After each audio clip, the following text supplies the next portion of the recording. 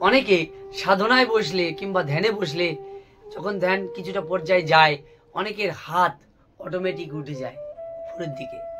কেন হয়? কিংবা অনেকের হাতে বিভিন্ন রকম অঙ্গভঙ্গি অটোমেটিক হয়। কারোর হাত পিছন দিকে মুড়ে যায়, কারোর হাত উপরের দিকে অটোমেটিক উঠতে থাকে, বা এরকম মনে হয় সে যেন মানে বিশাল হালকা হয়ে গেছে, সে যেন উড়ে বেড়াচ্ছে। দেখো এগুলো কেন হয়? এগুলো হয় কেন? আজকে ভিডিও তোমরা পাশে থেকো, পুরো ভিডিও দেখো। দেখো সাধনা যখন মানুষ করে কিংবা ধ্যানে যখন একটা পর্যায়ে যায় তখন সেই সাধকের ধ্যানের পর্যায়ে সবকিছু নিঃশ্বাস প্রশ্বাসের খেলা। ঠিক আছে, নিঃশ্বাস প্রশ্বাসের খেলা। যখনই নিঃশ্বাস প্রশ্বাস অনেক ধীর হয়ে যায়, গতি অনেক ধীর হয়ে যায়, এটাই বাস্তব।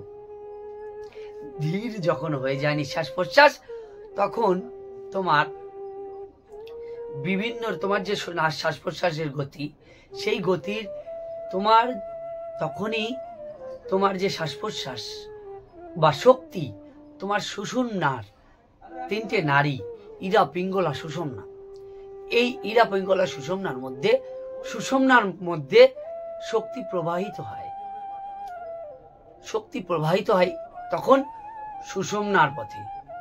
তখন তোমার বিভিন্ন রকমের কারো কারো অঙ্গভঙ্গি হয়, বিভিন্ন আধ্যাত্মিক অনুভব হয়, তখন দেহ শূন্য হয়ে যায়, তখন হাত যেন উপরে থেকে উঠেছে। যখন মানুষ শূন্য হয়ে যায় বা একদম ধীর হয়ে যায় শ্বাস প্রশ্বাস, তখন দেহভাব কম থাকে, দেহভাব থাকে না বললেই চলে, শুধু সূক্ষ্ম বিচার শক্তি থাকে বা সূক্ষ্ম জ্ঞান থাকে, যে বুঝতে পারছো তোমার হাতটা উঠে যাচ্ছে, তোমার অনুভব হচ্ছে, সূক্ষ্মটা থাকে, তখন তোমার সেই অনুভূতিটা হয়। আর এই কারণেই হয় যে তোমার সুষুম্না নাড়িতে তোমার শ্বাস প্রশ্বাস প্রবাহিত হয়েছে কিছুটা পরিমাণে, তখনই ভিতরে কোনো একটা পর্যায়ে চাপ পড়ে। এগুলো দেখো, কোনো একটা পর্যায়ে চাপ পড়ে, যেই কারণে এক একজনের এক এক রকম, এক একজনের এক এক। দেখো আমরা সাধারণত জানি 7টা চক্র আমরা দেহের ভিতরে আমরা জানি, কিন্তু এর অতিরিক্ত আরো অনেক চক্র আছে সাধনায়, অনেক চক্র এক একটা আছে দেহের ভিতরে, সেই চক্রগুলো অনেকগুলো চক্র আছে, মানে এক একজনের এক এক রকম ভাবে অনুভূতি হয়। সাধারণত 7টা মেন ধরা যায়, বেসিক সাধারণ, কিন্তু আরো অনেক আছে। তাই এক একটা পয়েন্টে এক এক রকম ভাবে প্রেসার যখনই পড়ে তখনই এই জিনিসগুলো হয়, বুঝলে? তখনই পয়েন্টে যখন প্রেসার পড়ে তখনই এই জিনিসগুলো হয় তোমার সাথে। ঠিক আছে, এগুলো নিয়ে ভয়ের কিছু নেই, কিন্তু সঠিক গুরু যদি হয় তার এর দিশাগুলো তোমাকে দিতে থাকবে, কিভাবে কি করলে তোমার এই পথগুলো আরো মসৃণ হবে, আরো এগিয়ে যেতে পারবে। কেন এগুলো হচ্ছে? অনেকে ভয় পেয়ে যায়, গুরুদেব নেই। দেখো গুরুদেব তোমাকে করতেই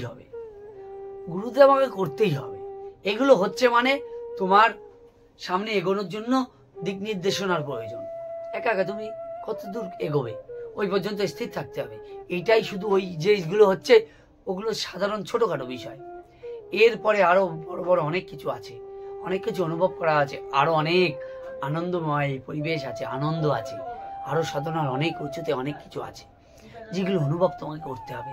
সেই অনুভবগুলো আছে, অনেক আছে তোমাকে। সেই অনুভবগুলো অনুভব করতে গেলে একজন সঠিক গুরুর নিকট তোমাকে আশ্রিত হতে হবে। সেই আশ্রয়ে তুমি বেড়ে ফুলে ফেপে উঠবে, হ্যাঁ, আরো অনেক দূর এগোতে পারবে। ঠিক আছে, তো তুমি কেন হচ্ছে বিভিন্ন ইন্টারনেটে খুঁজে বেড়াচ্ছ? এগুলো ইন্টারনেটে জ্ঞানের বিষয়। তুমি ইন্টারনেটে এই জিনিসগুলো বা অনলাইন কারোর কাছে তুমি জিজ্ঞেস করছো, তোমাকে বিভ্রান্ত করবে। দেখো সঠিক গুরু, তুমি যদি গুরু না থাকে, আর গুরু যার আছে সে তো বলে দিতে পারবে, যার সঠিক গুরু আর সে তো এর পথ বলে দিতে পারবে, কিন্তু সে যদি না বলতে পারে তাহলে সে ভণ্ড গুরু, সেই গুরু ত্যাগ করা দরকার। হ্যাঁ, বাস্তব কথা। যে বুঝবে এই জিনিসগুলো কেন হচ্ছে, কি কারণে হচ্ছে, এ কিভাবে আরো এগিয়ে যেতে পারবে, একে আরো কিভাবে ঠেলে দেওয়া যায়, এই কাজ করলে এগিয়ে যাবে, সে তো পথটা লাইনটা জানে, তাহলে সে তার পথে যেতে হবে। এবার কিন্তু যে জানে সে তোমাকে গ্রহণ করবে না সহসা, কারণ সে সে সহসা গ্রহণ করবে না। যারা সঠিক না, অরিজিনাল, তারা যেটা একদম অরিজিনাল, খুব অরিজিনাল যাকে বলে। দেখো অনেক আধ্যাত্মিক শক্তিধর লোকও কিন্তু অর্থের কারণে বিকিয়ে যায়, ভুল সবকিছু ইয়ে করে, নিজের স্বার্থ উদ্দেশ্য সিদ্ধির উদ্দেশ্যে সাধনায় সিদ্ধ লাভ করেছে অনেক, কিন্তু অর্থের মায়া ছাড়তে পারেনি।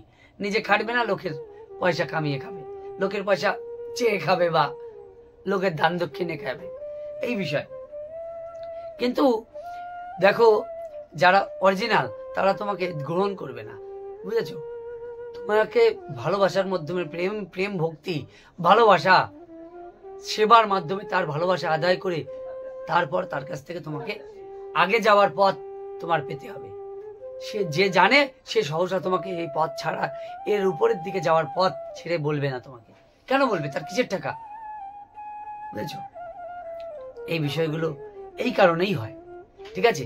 যখন সুষুম্না নাড়িতে তোমার শ্বাসবায়ু প্রবেশ করে, যখন এক একটা কেন্দ্রে প্রেশার বাড়ে, তখনই কেউ হাত এরকম ভাবে পিছনের দিকে এগিয়ে যায়, পিছনের দিকে এইভাবে চলে যায় অনেকের, কেউ কেউ হাত উপরে উঠে যায়, কেউ কাউ মনে হয় শরীরটাই যেন শূন্য ভাসছে, এরকম অনুভূতি অনেকের হয়। কিন্তু বাস্তবে যখন দেখে তখন যাকে বসে আছে, কি হয় জানো তো? ওই সময় কারণ শরীর মানে আমাদের এই শরীরের বাইরে সূক্ষ্ম শরীর আছে, আমাদের ভিতরে সূক্ষ্ম শরীরে তখন সে চলে যায়, এই দেহের মধ্যে সে থাকে না। অ্যাস্ট্রাল ট্রাভেল বোঝো?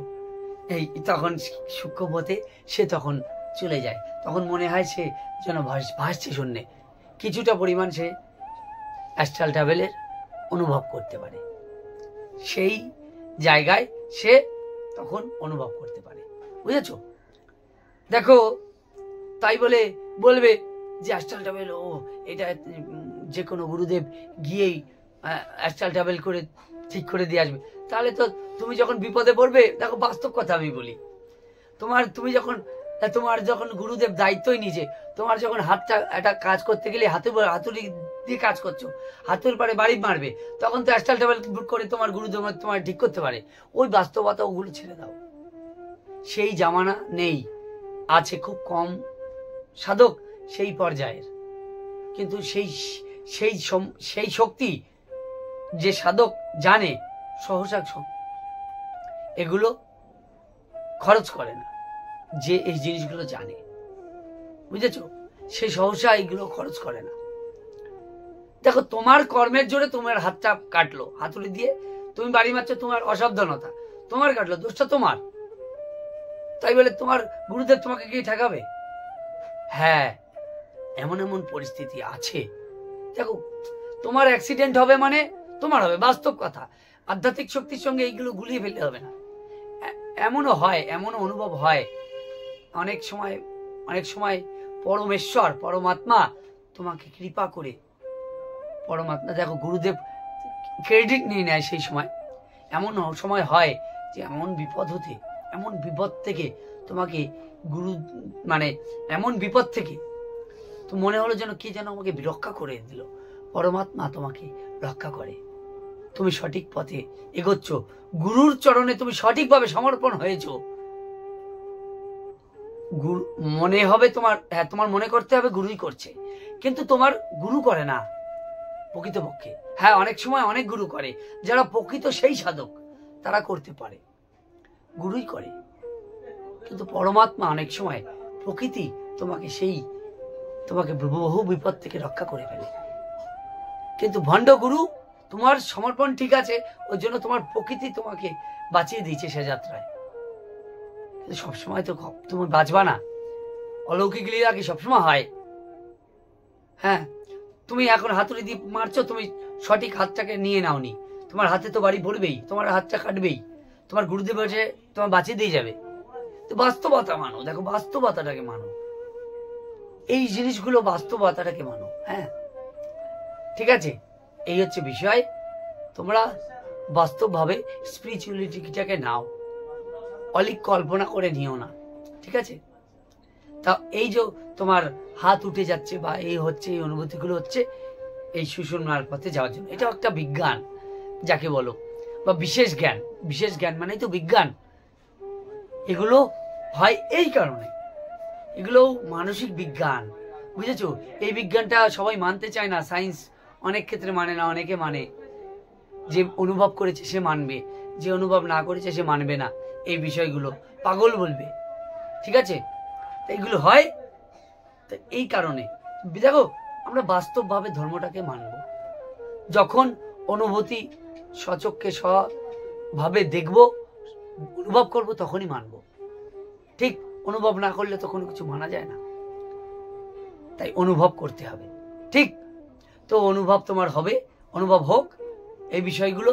তা হাত যাদের উঠছে, অনেকে আমাকে কমেন্ট করেছে, অনেকে সাধক আমি জানি তাদের হাত এইভাবে উঠে যায় অটোমেটিক, সুষুম্নার পথে যায় বলেই এটা হয়।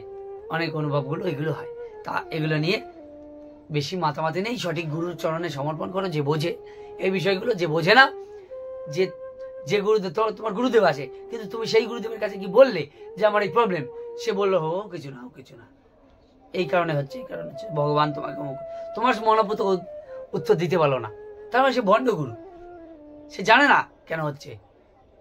যে এর পথ, এই আধ্যাত্মিক সাধনা হতে শিক্ষিত হতে হয় না। তা আমি দেখো, যতটুকু আমি আমার তরফ থেকে নিজের অনুভূতি দিয়ে বুঝেছি, তোমাদেরকে বোঝানোর চেষ্টা করেছি। তোমরা সাধক হও, এগিয়ে যাও, সদ্গুরুর শরণাপন্ন হয়ে এগিয়ে যাও, অনেক দূর যাও, অনেক দূর এগোও, আমি এটা চাই। ভালো থেকো, সুস্থ থেকো।